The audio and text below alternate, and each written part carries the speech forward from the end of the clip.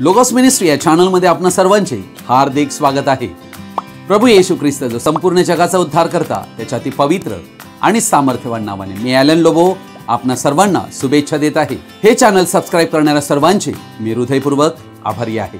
आजचा हा संदेश जर तुम्ही पहिल्यांदाच पाहत असाल व जर तो तुम्हाला आवडला तर कृपया तुम्ही तो लाईक करावा व इतरांबरोबर शेअर करावा व संदेशाचे नोटिफिकेशन आणि नवीन येणारे संदेश तुम्हाला काय मिळण्यासाठी तुम्ही बेल रिंग प्रेस करावी। Thank you and God bless you.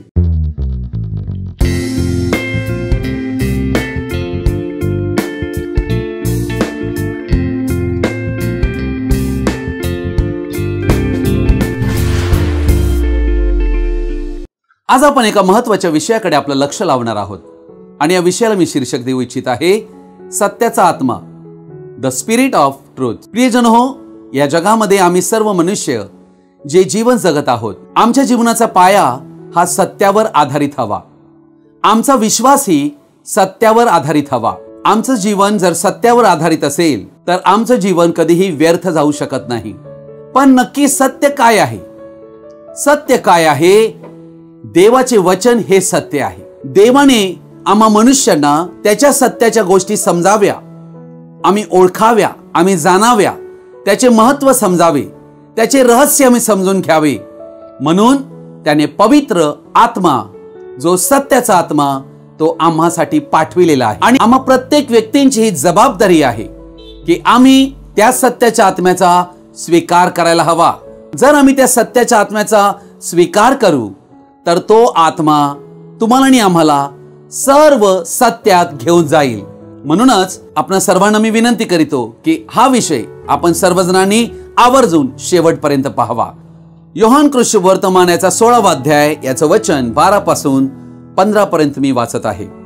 मला अद्याप तुम्हाला पुष्कळ गोष्टी सांगावयाच्या आहेत, परंतु आताच तुमच्याने त्या सोसवणार नाहीत।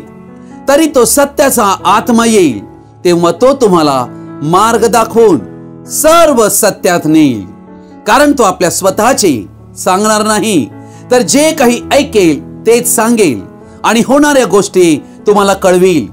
तो माझे गौरव करील, कारण जे माझे आहे त्यांतून घेऊन ते तुम्हाला कळवील। जे काही पित्याचे आहे ते सर्व माझे आहे, म्हणून मी म्हणालो की जे माझे आहे त्यांतून घेऊन ते तुम्हाला कळवील। प्रभू या वाचलेल्या पवित्र वचनाला आपला आशीर्वाद देव आणि या वचनाद्वारे आम्हा सर्वांनाही त्याचा स्वर्गीय आशीर्वाद देव। आमेन। मनुष्य पापात पडल्यानंतर पापी मनुष्याचं देवाबरोबरचं नातं तुटल्या कारणाने या जगात सर्व गोष्टींचे सत्य मानवांपासून लपविले गेलेले आहे व ज्यांना हा सत्याचा आत्मा प्राप्त होतो त्यांना सत्य कळते, त्यांना सत्याची भूक लागते आणि ते सत्य शोधू लागतात। सत्याचा उगम हा सृष्टीच्या निर्माणकर्त्यांतून आहे। तो स्वतः सर्व सत्याचा उगम आहे। तो अनंत, अविनाशी, परिपूर्ण, सर्वोच्च व अति सुंदर आणि सत्याने परिपूर्ण, चांगुलपणाने सर्वोच्च आहे। म्हणून तो देव स्वतः सत्य आहे। या विश्वाचा निर्माणकर्ता देव स्वतः हा सत्याचा लेखक आहे व त्यानेच ते सत्य बायबलच्या पवित्र वचनात प्रकट केलेले आहे। बायबल देवाची ओळख सत्याचा देव म्हणून देते। अनुवाद 32:4 म्हणते, तो दुर्ग आहे, त्याची कृती परिपूर्ण आहे, त्याचे सर्व मार्ग न्यायाचे आहेत। तो विश्वसनीय देव आहे, त्याच्या ठाई अनिती नाही, तो न्यायी व सरळ आहे। देवाविषयी म्हटलेलं आहे, अर्थात देव खोटे बोलूच शकत नाही। देवाचं वचन म्हणते की देव काही मनुष्य नाही की त्याने लबाडी करावी। अर्थात देवामध्ये परिपूर्ण सत्य आहे, अनंत सत्य आहे। सत्याचे वैशिष्ट्य हे आहे की सत्य हे परिपूर्ण आहे, म्हणजे ऍब्सोल्यूट, अल्टिमेट। सत्य हे सुसंगत आहे, सत्य हे सुस्पष्ट आहे, सत्य हे सर्वांचे आहे, सत्य हे अनन्य म्हणजे एक्सक्लुझिव्ह आहे, त्याला पर्याय नाही। सत्य हे उद्दिष्टपूर्ण आहे। सत्याच्या ज्ञानाशिवाय जिवंत व एकमेव देवाला ओळखता येत नाही। अर्थात सत्याचे ज्ञानच देवाची भक्ती व त्याचे महत्त्व समजाविते। देव फक्त अशीच भक्ती स्वीकारतो जी आत्म्याने आणि खरेपणाने केली जाते। अर्थात जो सत्याचा आत्मा आहे तोच सत्याने आणि पवित्र आत्म्याने भक्ती करण्यास शिकवितो, अन्यथा आमची भक्ती काहीच कामाची ठरत नाही.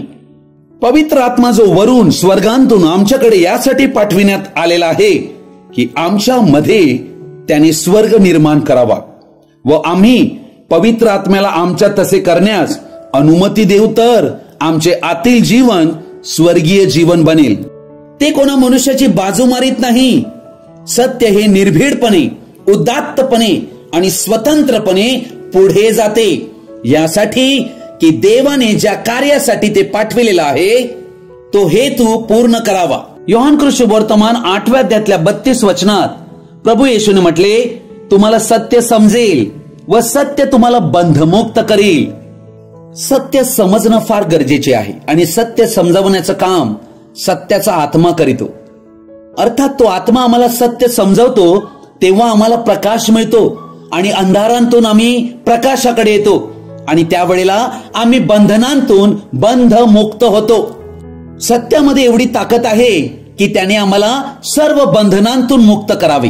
अर्थात 36 वचनात प्रभू येशूने म्हटले, म्हणून जर पुत्र तुम्हाला बंधमुक्त करील तर तुम्ही खरेखुरे बंधमुक्त व्हाल. पुत्र म्हणजे कोण? येशू ख्रिस्त स्वतः. त्याने म्हटले, सत्य मीच आहे, मार्ग सत्य आणि जीवन मीच आहे. अर्थात सत्य हा एक व्यक्ती आहे आणि तो स्वतः प्रभू येशू ख्रिस्त आहे.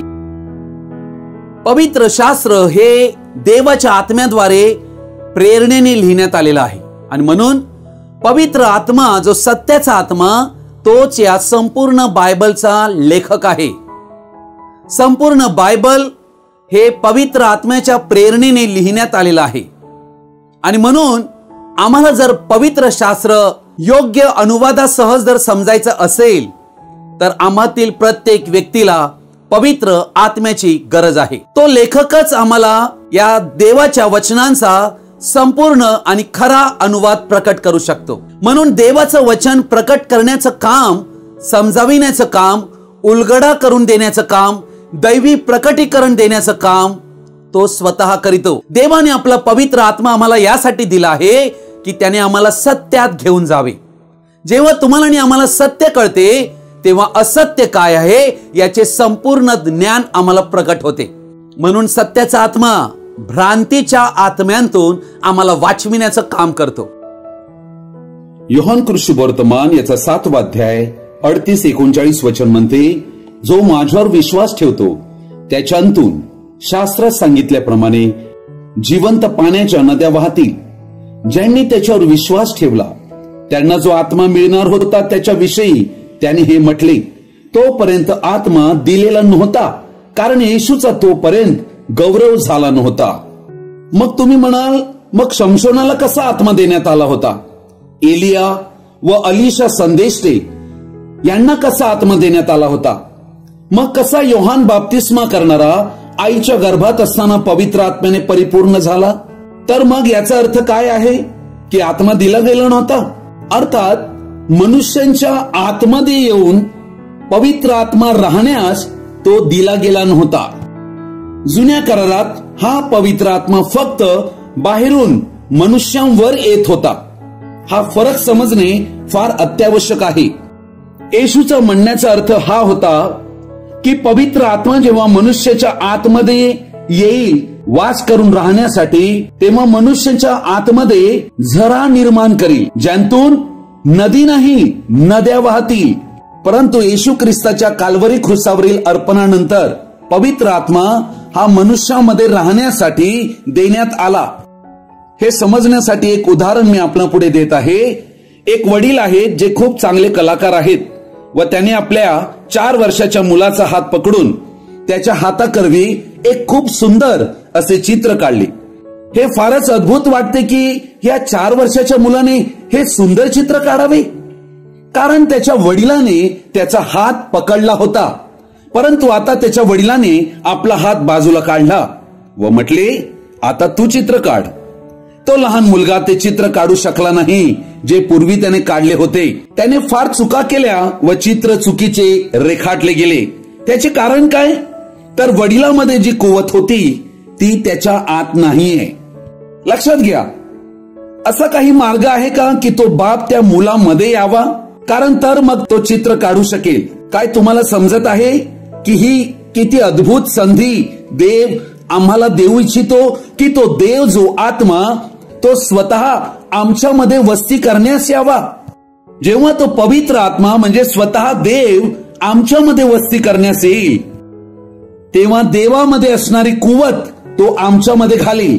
आणि हेच ख्रिस्ती व्यक्तींच्या जीवनामध्ये पवित्र आत्मा प्राप्त झाल्यावर देवाला करायचे आहे. येशूला ज्या वेळेला पकडले होते आणि पिलातासमोर येशू ख्रिस्ताला उभे केले होते, पिलात हा रोमी न्यायाधीश होता. आणि त्यावेळेला पिलाताने येशूला म्हटले की तू आपल्या स्वतःविषयी काय म्हणतोस?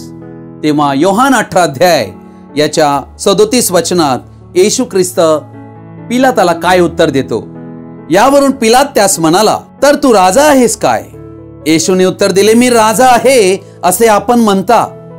मी यासाठी जन्मलो आहे व यासाठी जगात आलो आहे की मी सत्याविषयी साक्ष द्यावी. जो कोणी सत्याचा आहे तो माझी वाणी ऐकतो. लक्षात घ्या, येशू ख्रिस्ताने हे स्पष्ट प्रतिपादन पंतय पिलातासमोर केले की तो सत्याची वाणी आहे आणि जो सत्याचा आहे मूळतः ओरिजिनली तोच त्याची वाणी ऐकतो. बाकी लोकांना त्या सत्याशी काही लेणं देणं नाही. म्हणूनच येशूने म्हटले, माझी मेंढरे माझी वाणी ऐकतील.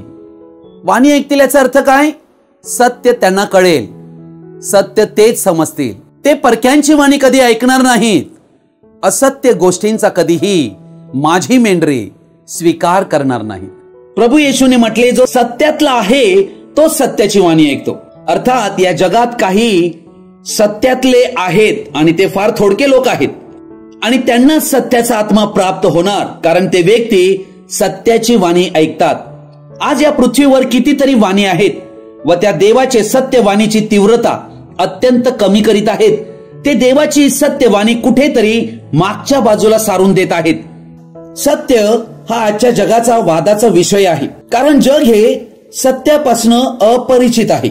सत्याला सर्वत्र मोठा विरोध आहे. जग सत्याच्या आत्म्याचा स्वीकार न करीत असल्या कारणानेच भ्रांती या जगात मानवांवर राज्य करीत आहे आणि सत्यापासून मनुष्यांना वंचित ठेवत आहे.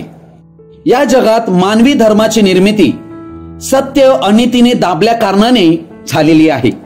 आजच्या जगात पुष्कळ वाणी असल्यामुळे देवाची सत्यवाणी कोणती हे ओळखण्याचा सराव नसल्या कारणाने जग हे पुष्कळ वाणीमुळे भ्रांती मार्गात चालले आहे. या इतर वाण्या परक्यांच्या वाणी आहेत व त्या देवाच्या वाणी विरुद्ध आहेत. त्या ओळखणे फार गरजेचे आहे. म्हणून येशूची मेंढरे परक्यांची वाणी ऐकत नाही, कारण ती शत्रूची फसवी व गोंधळात टाकणारी वाणी आहे. अर्थात आमचा विश्वास हा सत्यावरच आधारित हवा. सत्य हेच एकमेव मानक आहे, स्टँडर्ड, जे खरे आणि खोटे, चूक आणि बरोबर काय आहे याचा भेद प्रकट करण्याचं काम करते. दुसरं या जगामध्ये कोणतंच मानक स्टँडर्ड नाहीये. योहानाचं पहिलं पत्र 4 अध्याय 1 वचन म्हणते, प्रियजन हो, प्रत्येक आत्म्याचा विश्वास धरू नका, तर ते आत्मे देवापासून आहेत किंवा नाही याविषयी त्यांची परीक्षा करा, कारण पुष्कळ खोटे संदेश ते जगात उठले आहेत. अर्थात या ठिकाणी वचन तुम्हाला आणि आम्हा प्रत्येकांना आत्म्यांची पारख करण्यास सांगत आहे. ते आत्मे देवापासून आहेत की नाही? अर्थात देवापासून आहे की नाही हे आम्ही कसं पारखू शकतो? सत्याचा आत्मा आम्हाला असणं फार आवश्यक आहे. तो सत्याचा आत्मा आम्हाला इतर सर्व आत्म्यांची पारख देण्याचे काम करतो. जसे या जगामध्ये चलनामध्ये खऱ्या नोटी आहेत, पण खोट्या नोटीही बाजारात आलेल्या आहेत.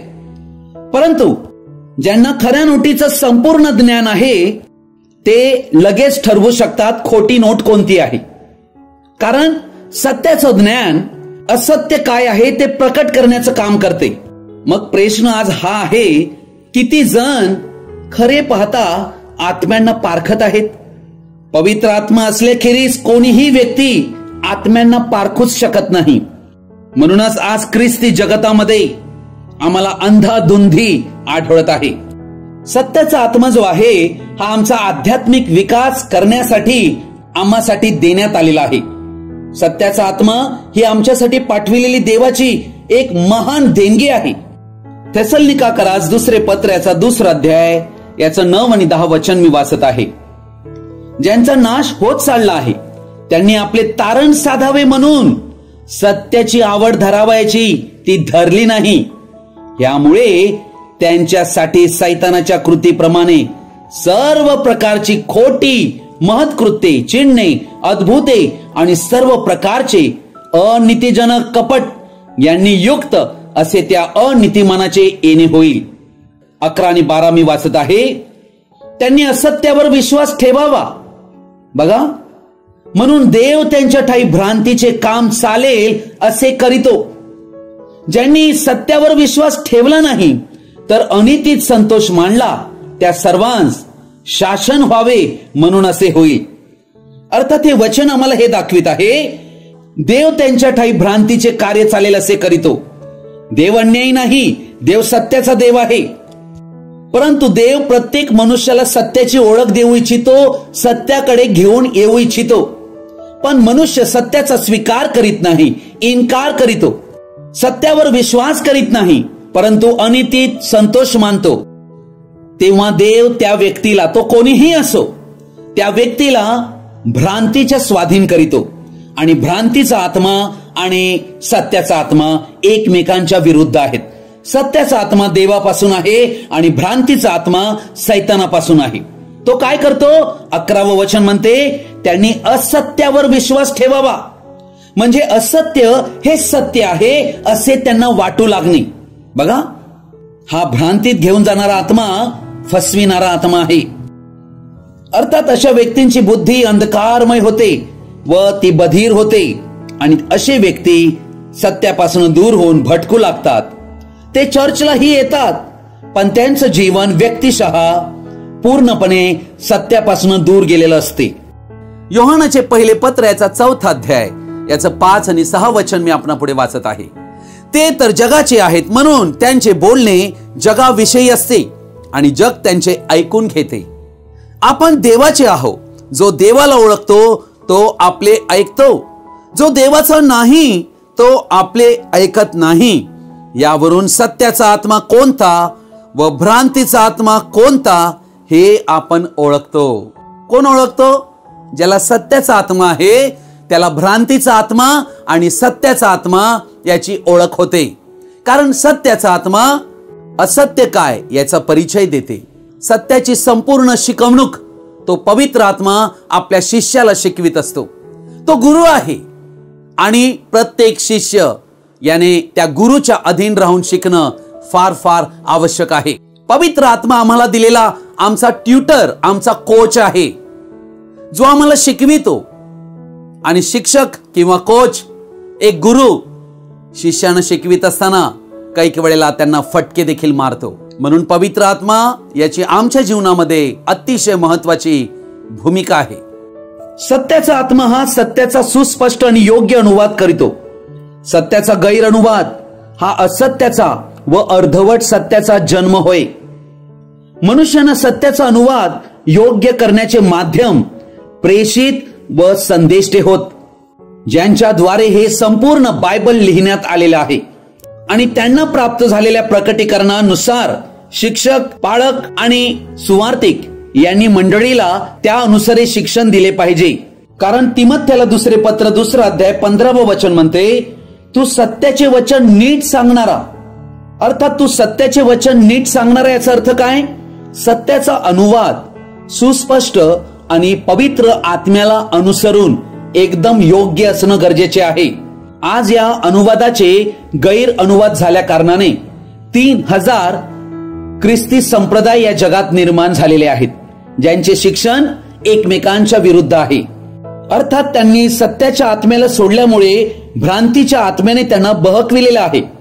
योहानाचे पहिले पत्र याचा 5 अध्याय 7 वचन म्हणते, आत्मा हा साक्ष देणारा आहे, कारण आत्मा सत्य आहे. येशूने म्हटले, मार्ग, सत्य आणि जीवन मीच आहे. अर्थात सत्याचा आत्मा म्हणजे कोणाचा आत्मा? येशू ख्रिस्ताचा आत्मा. प्रियजनो, या संपूर्ण जगामध्ये त्रैक्य देवाची आज शिकवणूक शिकविली जात आहे. परंतु प्रियजन हो, या संपूर्ण बायबल मध्ये त्रैक्य नावाचा एकही शब्द या बायबल मध्ये आढळत नाही. बायबल मध्ये आम्हाला असं एकही शब्द आढळत नाही की पवित्र आत्मा हा देवातला तिसरा व्यक्ती आहे. आणि आज संपूर्ण जगतामध्ये अशा प्रकारची भ्रांतीची शिकवणूक देण्यात येत आहे की पवित्र आत्मा हा देवत्वामधला तिसरा व्यक्ती आहे. कोणीतरी व्यक्तीने या बायबल मध्ये मला दाखवावे की पवित्र आत्मा या बायबल मधल्या कोणत्या तरी एका शब्दात, एका वचनात की पवित्र आत्मा हा तिसरा व्यक्ती आहे. येशूने या पवित्र आत्म्याविषयी शिकवणूक दिली आणि येशूने ही गोष्ट शिकविली योहान 4:24 मध्ये की देव आत्मा आहे, आत्मे नाहीत, आत्मा एक वचन. म्हणूनच या संपूर्ण बायबल मध्ये एकच आत्मा आम्हाला आढळतो. हा एक आत्मा देवाला दर्शवितो. देवाचे 3 तुकडे होऊ शकत नाहीत. पिता, पुत्र आणि पवित्र आत्मा हे 3 वेगवेगळे व्यक्ती नसून एकच व्यक्ती आहे. म्हणून देवत्व ओळखणं याला प्रकटीकरणाची आवश्यकता आहे. कधीतरी या विषयावर आम्ही पाहूया पुढे आणि देवत्वाची खरी ओळख आम्ही घेऊया. पण सत्य आम्हाला असत्यापासून वाचविते. अर्थात लबाडी, ढोंगीपण, भेसळयुक्त शिकवणूक, भेसळयुक्त तत्वे, खोटी तत्वे, खोटे सिद्धांत ह्यापासून आम्हाला सांभाळते व आमची आध्यात्मिक वाढ करते. सत्य आम्हाला परिपक्वतेकडे नेते. सत्य आम्हाला आमचे दोष दाखविते, आमचा निषेध करीते आणि आमच्या चुका आम्हाला दाखवून आमच्या जीवनामध्ये आम्हाला संपूर्ण सुधारणुकीकडे नेते. यासाठी की आमच्यात परिवर्तन यावे, आमची चाल बदलावी, आम्ही योग्य रीतीने ख्रिस्ताची चाल चालावी. पेत्र, योहान, याकोब अशिक्षित व्यक्ती होते, हे कोळी होते. परंतु पवित्र आत्मा मिळाल्या कारणाने ते देवापासून प्राप्त झालेली विद्या शिकले. कारण पवित्र आत्मा प्राप्त झाल्यावर त्यांना देवाचं दैवी सामर्थ्य प्राप्त झालं आणि त्या सामर्थ्याने ते युक्त होऊन परुषी, शास्त्री गमेलियल यांनी देखील पाहिले की हे निरक्षर लोक आहेत आणि यांच्याद्वारे अद्भुत कार्य हे कसे घडत आहे. कारण सत्याच्या आत्म्याला त्यांनी ग्रहण केलं होतं. ज्या वेळेला देवाचा आत्मा आमच्यामध्ये वस्ती करू लागेल तेव्हा तो आम्हाला प्रेरणा देऊ लागेल. सत्याकडे तो आम्हाला आकर्षित करेल, सत्याचं ज्ञान आम्हाला प्रकट करेल, सत्याची तहान भूक आमच्यात निर्माण करेल, सत्याच्या ज्ञानात आम्हाला वाढवेल, शिकवेल, घडवेल आणि सत्य हेच आमचं ब्रीद वाक्य असेल. योहान कृष्णवर्तमान याचा 14वा अध्याय आणि याचं वचन 16 पासून मी वाचत आहे. मी पित्याला विनंती करीन, मग तो तुम्हाला दुसरा कैवारी म्हणजे सत्याचा आत्मा देईल, अशासाठी की त्याने तुम्हा बरोबर सदा सर्वदा राहावे. जग त्याला ग्रहण करू शकत नाही, कारण ते त्याला पाहत नाहीत अथवा त्याला ओळखीत नाहीत. तुम्ही त्याला ओळखता, कारण तो तुम्हा बरोबर राहतो व तुम्हा मध्ये वस्ती करील. प्रभू येशू या ठिकाणी स्पष्टपणे शिकवणूक देत आहे की जग सत्याच्या आत्म्याला ग्रहण करू शकत नाही. काहीही लबाडी किंवा असत्य गोष्टी जर आम्ही स्वीकार करू तर हा आत्मा त्वरित आम्हाला सोडून जातो, कारण हा सत्याचा आत्मा आहे. अर्थात पवित्र आत्मा हा सत्याचा आत्मा आहे. हे जाणणे फार महत्वाचे आहे. प्रत्येक लबाडी, खोटेपणाचा तो द्वेष करीतो, हे कायम लक्षात ठेवा. खोटे बोलणे त्या आत्म्याला द्वेष वाटते. ज्या मानवी हृदयात लबाडी भरलेली आहे तेथे तो वास करूच शकत नाही. उदाहरणार्थ, आम्हाला एक राहण्यास भाड्याची खोली हवी आहे, परंतु भाडे परवडणारे हवे. कोणीतरी सांगितले भाडे स्वस्त असलेली खोली मी दाखवितो, चला आपण पाहूया. बघतो तर त्या घाणेरड्या झोपडपट्टीमध्ये ती खोली होती, जेथे आजूबाजूला मलमूत्र घाण होती, खराब पाणी तेथे बाजूला वाहत होते. फार स्वस्त भाडे. काय तुम्ही ते स्वीकाराल काय? नाही. का बरे? कारण त्या खोली सभोवती जे वातावरण आहे त्यामुळे आम्ही तेथे राहणे बिलकुल पसंत करणार नाही. एकदम तशाच प्रकारे पवित्र आत्म्याला आमच्यामध्ये लबाडी, असत्य, खोटेपणा या गोष्टी पाहताच ओंगळपणा वाटतो. तेथे तो राहण्यास कदापि येऊ शकत नाही. जेव्हा आम्ही बाहेरून लोकांना दाखवितो की मी खूप पवित्र आहे, परंतु वास्तविक मी तसा नाही, तेव्हा ही लबाडी आहे. जेव्हा आम्ही सामाजिक ठिकाणी लोकांच्या पुढे आम्ही प्रार्थना करीतो यासाठी की लोकांवर प्रभाव पाडावा आणि लोकांना मी दाखवावे की मी खूप आध्यात्मिक व्यक्ती आहे म्हणून मोठी मोठी प्रार्थना करावी, परंतु तुम्ही खरे पाहता आध्यात्मिक नाहीये तर ती लबाडी आहे. लोकांना फक्त बाहेरून दिखावटीपणा करावी, हे सर्व असत्य आणि लबाडी आहे. कोणा व्यक्तीला पवित्र आत्मा प्राप्त झाल्याचे आम्ही कसे ओळखू शकतो? कोणी म्हणेल तो अनन्य भाषा बोलत असेल तर नाही, ते कायम जर खरे बोलत असतील तर त्या व्यक्तीला आम्ही ओळखू शकतो की सत्याचा आत्मा त्याला प्राप्त झालेला आहे. पवित्र शास्त्र बायबलमध्ये प्रेषितांची कृत्ये याच्या 5व्या अध्यायामध्ये 1 ते 11 वचनामध्ये आम्हाला हनन्या व सप्पिरा नावाचे 2 व्यक्ती आढळतात, जे पेंटिकॉस्टच्या दिवशी बदलले गेले होते, ज्यांनी प्रभू येशू ख्रिस्ताच्या नावात बाप्तिस्मा घेतला होता आणि ते ख्रिस्ताच्या मंडळीचे भाग झाले होते, परंतु लबाडी त्यांनी सोडलेली नव्हती. 4थ्या अध्यायातल्या 35व्या वचनात आम्ही पाहतो की अनेक लोकांनी त्या वेळेला आपल्या जमिनी विकून प्रेषितांच्या चरणाशी विकलेल्या वस्तूंचे मोल आणून ठेवीत असत. अर्थात असा काही नियम नवीन करारात देण्यात आला नव्हता व तसा काही प्रचारही प्रेषितांनी केलेला नव्हता. आजच्या आधुनिक प्रचारकांप्रमाणे पैसे द्या अशा प्रकारचे ते सेवकजण नव्हते, परंतु काही लोक हे स्वखुशीने आपल्या जमिनी विकून प्रेषितांच्या चरणाशी त्यांनी पैसे आणून ठेवले होते. संतोषाने देणारा देवाला आवडतो. पण हनन्या व सप्पिरा यांनी पाहिले की बहुतेक जण असे करीत आहेत, तर आपणही करूया, म्हणून त्यांनी आपली मालमत्ता विकली.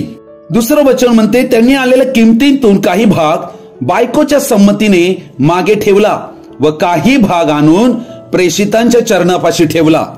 आपण उदाहरणार्थ पकडूया की 20 लाखाला त्यांनी जागा विकली असेल तर त्यांनी 10 लाख रुपये मंडळीत देण्याचे ठरविले.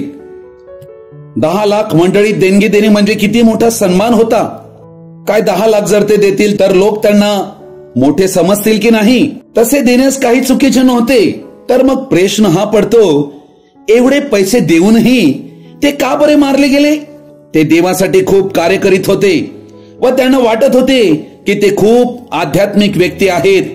हनन्याही त्या रांगेमध्ये उभा होता अभिमानाने व तो लोकांपुढे प्रभाव पाडू इच्छित होता की मीही पैसे देत आहे.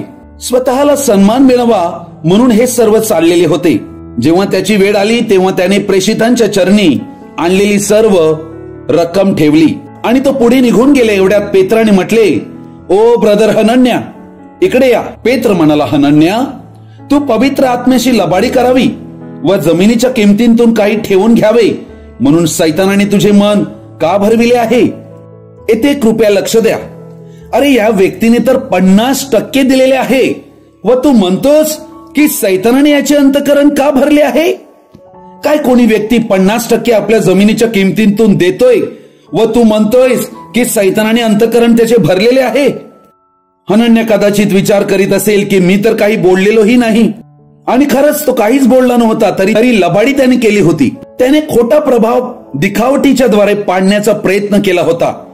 हे पाप देवाने त्याच्या पहिल्या मंडळीत न्यायामध्ये आणले. तो इतर पवित्र लोकांच्या त्या रांगेत स्वतःलाही मी कोणी पवित्र आहे हे दाखवू इच्छित होता. 4थे वचन म्हणते, ती होती तोवर तुझी स्वतःची व विकल्यावर तुझ्या स्वाधीन नव्हती काय? याचा अर्थ काय? ती जमीन तुझ्या खाजगीच्या मालकीची होती, ती काही विकण्याची गरज नव्हती व ती जमीन तुझी होती. अनेक जण विकत आहेत म्हणून तुला काही विकण्याची गरज नव्हती. तुला कोणी असे सांगितले नव्हते. जर तू जमीन विकली नसती व पैसे आणले नसते तर तू काही पापी ठरला नसता, कारण ती तुझी जमीन होती. 4थ्या वचनाचा दुसरा भाग म्हणतो, हे करण्याच्या आपल्या मनात तू का आणलेस? तू मनुष्याशी नव्हे तर देवाशी लबाडी केली आहेस. अर्थात पेत्र हे सांगू इच्छित आहे की तू ती विकली व पैसे बँकेत ठेवले तरीही ते तुझेच पैसे होते. देवाला तुझे पैसे तू विकण्यापूर्वीही नको होते व विकल्यानंतरही नको होते, कारण प्रेषितांनी तशा प्रकारची शिकवणूक दिली नव्हती. अर्थात देवाला तुमचा पैसा नकोय, त्यात त्याला काहीच रस नाहीये, परंतु तुम्ही कायम खरे बोलावे यात त्याला रस आहे. म्हणून येथे प्रश्न हा नव्हता की तू पैसे का दिले नाहीत, तर तू लबाडी का केलीस हा प्रश्न इथे आहे. म्हणून पेत्र त्याला दोष देताना म्हणतोय की तू माणसाशी नाही तर देवाशी लबाडी केली, हा दोष त्याला दिला. हे शब्द ऐकताच हनन्याने खाली पडून प्राण सोडला. 7व्या वचनात आम्ही पाहतो की 3 तासानंतर त्याची बायको आलेली आहे, जी बँकेमध्ये एफडी करण्यास गेली होती व झालेले वर्तमान तिला माहित नव्हते. 8व्या वचनात पेत्र तिला म्हणाला, मला सांग, एवढ्यालाच तुम्ही जमीन विकली काय? तिने उत्तर दिले, होय, एवढ्यालाच. प्रियजन हो, सत्याचा आत्मा लबाडीचा फार द्वेष करीतो. 2ऱ्या वचनात आम्ही पाहतो की बायकोच्या संमतीने त्याने पैसा मागे ठेविला. 9व्या वचनात पेत्र तिला म्हणाला, प्रभूच्या आत्म्याची परीक्षा पाहण्यास तुम्ही संगनमत का केले? पहा, ज्यांनी तुझ्या नवऱ्याला पुरले त्याचे पाय दाराशीच आहेत, ते तुलाही उचलून बाहेर नेतील. तेव्हा लागलेच तिने त्याच्या पायाजवळ पडून प्राण सोडला. पवित्र आत्मा हा सत्याचा आत्मा आहे. जेव्हा आम्ही दिखावटीचे जीवन जगतो तेव्हा आम्ही कधीही दैवी जीवनात चालू शकत नाही. म्हणून या पृथ्वीवर स्वर्गीय जीवन जगण्याचे पहिले तत्व हे आहे की कायम खरे बोलावे. आपला प्रभाव पाडण्यासाठी दिखावटीचे जीवन जगणे ही लबाडी आहे हे आम्ही समजणे अतिशय महत्वाचे आहे. म्हणून येशू जेव्हा म्हणतो की मार्ग, सत्य आणि जीवन मी आहे, मार्ग म्हणजे आम्ही जाणू शकतो की तो मार्ग आहे. जीवन हेही आम्ही जाणू शकतो की तो अनंत जीवन आहे. परंतु येशू म्हणतो मी सत्य आहे, याचा अर्थ काय? त्याचा अर्थ माझ्यात काहीही दिखावटीपणा नाहीये. मी पवित्र आहे असे दिखावटीपणा मी करीत नाहीये. जसे कैक वेळेला आम्ही फार प्रेमळ शब्दांनी दुसऱ्यांशी बोलतो व वास्तविक त्यांच्यावर आमचे काहीही प्रेम नसते, तरीही आम्ही प्रेमाने बोलतो. हा तो दिखावटीपणा, दुष्टपणा आणि लबाडी आहे. जसे कैक वेळेला स्वतःच्या स्वार्थासाठी दुसऱ्यांची मुद्दाम आम्ही खुशामत करीतो, ही लबाडी आहे. प्रियजन हो, आम्ही सर्वच मनुष्य या जगात लहानाचे मोठे झालो आणि खोटे बोलण्यात प्रवीण झालो. ही आमची वास्तविकता आहे. परंतु आज या संदेशाद्वारे आम्हाला ही गोष्ट समजून घेणे गरजेचे आहे की आम्हाला यांतून मुक्त होण्याची गरज आहे. म्हणून प्रभू येशू ख्रिस्त योहान 14:30 मध्ये म्हणतो, यापुढे मी तुम्हाबरोबर फार बोलणार नाही, कारण जगाचा अधिकारी येतो, तरी माझ्यावर त्याची काही सत्ता नाही. जगाचा अधिकारी म्हणजे कोण? सैतान. त्याची माझ्यावर काहीच सत्ता नाही, कारण येशूमध्ये लबाडीच नाही, तो पूर्ण सत्य आहे. परंतु सैतान लबाड आणि लबाडीचा बाप आहे. योहान 8:44 मध्ये येशूने म्हटले, तुम्ही आपला बाप सैतान यापासून झाला आहात आणि तुमच्या बापाच्या वासनाप्रमाणे करावयास इच्छिता. तो प्रारंभापासून मनुष्यघातक होता आणि तो सत्यात टिकला नाही, कारण त्याच्यामध्ये सत्य नाही. तो खोटे बोलतो तेव्हा तो स्वतःचे बोलतो, कारण तो लबाड व लबाडीचा बाप आहे, म्हणजे जनक आहे. वचन त्याची ओळख देते की सैतानाला सत्य माहित आहे, परंतु तो सत्यात टिकला नाही, कारण त्याच्यात सत्य नाही. म्हणून येशूने हे स्पष्टपणे सांगितले की जग त्याला ग्रहण करू शकत नाही. अर्थात दैहिक व्यक्ती जे ऐहिक प्रवृत्तीचे आहेत, स्वाभाविक वृत्तीचे व्यक्ती, ते पवित्र आत्म्याला ग्रहण म्हणजे स्वीकार करू शकत नाहीत. सत्य एवढे महत्वाचे का आहे बरे? आज सत्याची प्रत्येक व्यक्तींना सगळीकडे जगभर गरज आहे. सत्यामध्ये शक्ती आहे मानवी जीवनाचे परिवर्तन करण्याची, परंतु सत्य ग्रहण केल्याशिवाय कोणाही व्यक्तीचे परिवर्तन होत नसते. सत्यावर आधारित विश्वासाची पद्धत जर आम्ही जगण्यास आरंभ करू तर अनंत सत्याने आम्ही जगू लागू व भीती, निराशा, दडपण, चिंता, राग, नाराजगी यापासून आम्हाला पूर्णतः मुक्ती मिळेल. प्रभू येशू ख्रिस्ताने मत्ते 10 याच्या 19-20 वचनात म्हटले, जेव्हा तुम्हाला त्यांच्या स्वाधीन करतील तेव्हा कसे अथवा काय बोलावे याची काळजी करू नका, कारण तुम्ही काय बोलावे हे त्याच घटकेस तुम्हा सुचविले जाईल. कुठून सुचविले जाईल? हा जो सत्याचा आत्मा आहे तो आम्हाला मदत करील काय बोलावे. 20वे वचन, कारण बोलणारे तुम्ही नाही तर तुमच्या पित्याचा आत्मा हाच तुमच्या ठाई बोलणार आहे. लक्षात घ्या. प्रभू येशू ख्रिस्ताची कृपा, प्रेम, दया, आनंद आणि शांती आपणा सर्वांबरोबर तो येईपर्यंत कायम राहो. आमेन. आजचा हा संदेश आपण सर्वजणांनी ध्यानपूर्वक आणि शेवटपर्यंत पाहिल्याबद्दल आपणा सर्वांचा मी हृदयपूर्वक आभारी आहे. हा संदेश ऐकल्यानंतर नक्की तुम्हाला काय कळले कृपया तुम्ही कमेंट बॉक्समध्ये कळवू शकता किंवा माझ्याशी व्यक्तिगत संपर्क साधू शकता. Thank you and God bless you.